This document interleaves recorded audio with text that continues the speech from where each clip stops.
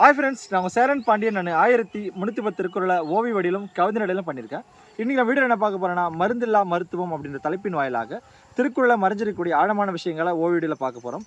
அதுக்கு முன்னாடி நம்ம சேனலை புதுசாக பார்க்குறவங்களும் தமிழை நேசிக்கிறவங்களும் திருக்குறளை வாசிக்கிறவங்களும் நம்ம சேனலை சப்ஸ்கிரைப் பண்ணுங்கள், லைக் பண்ணுங்கள், ஷேர் பண்ணுங்கள். வாங்க வீடியோக்குள்ள போகலாம்.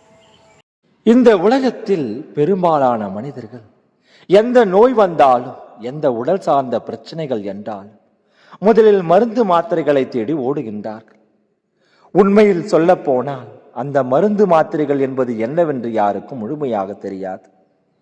எனவே நாம் முதலில் மருந்து என்றால் என்னவென்று ஒவ்வொரு மனிதர்களும் அறிந்து கொள்ள வேண்டும்.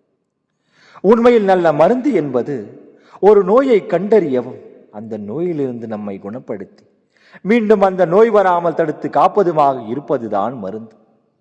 ஆனால் ஒரு நோயை குணப்படுத்துவதாக பல நோயையும் பக்க விளைவுகளையும் உடலில் உண்டாக்கும் மருந்து நல்ல மருந்து அல்ல. அது மெதுவான விஷம் என்றுதான் சொல்ல வேண்டும்.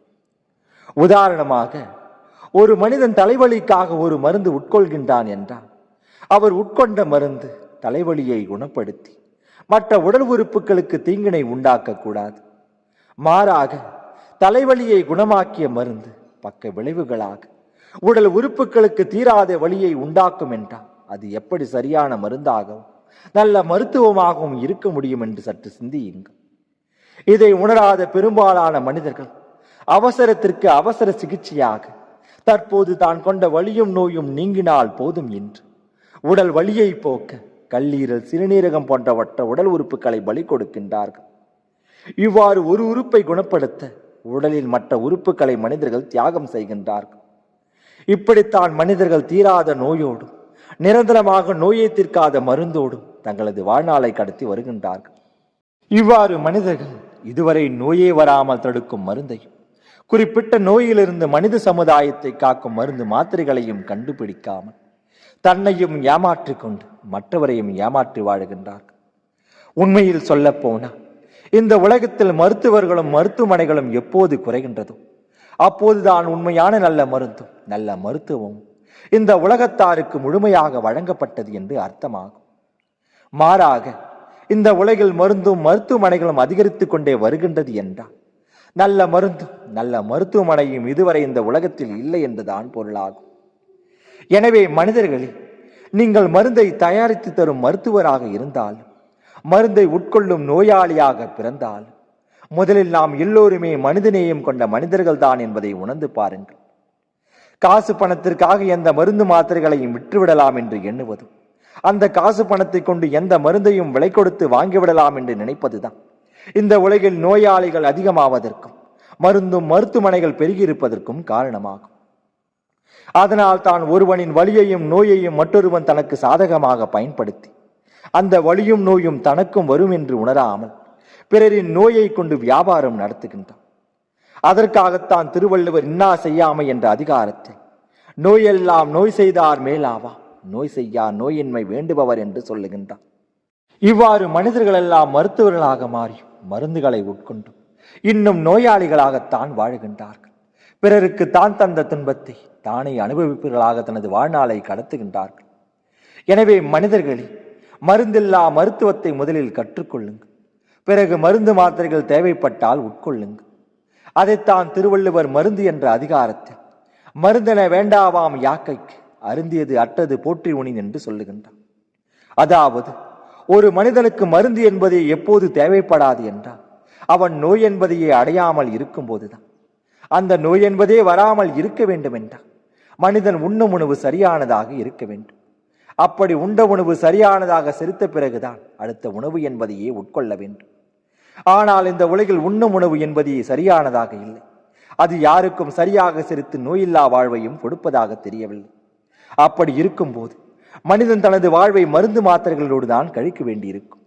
பொதுவாகவே நமது தேகத்திற்கு நல்ல உணவு என்பது ஐம்புலனுக்குமே தேவையானது. அந்த ஐம்புலன்களான கண், காது, மூக்கு, வாய், மெய் ஆகியவற்றுக்கு நல்ல விருந்து என்பது 5 பூதங்களான நீர், நிலம், காற்று, நெருப்பு, ஆகாயம் ஆகியவற்றிலிருந்து கிடைப்பதாகும்.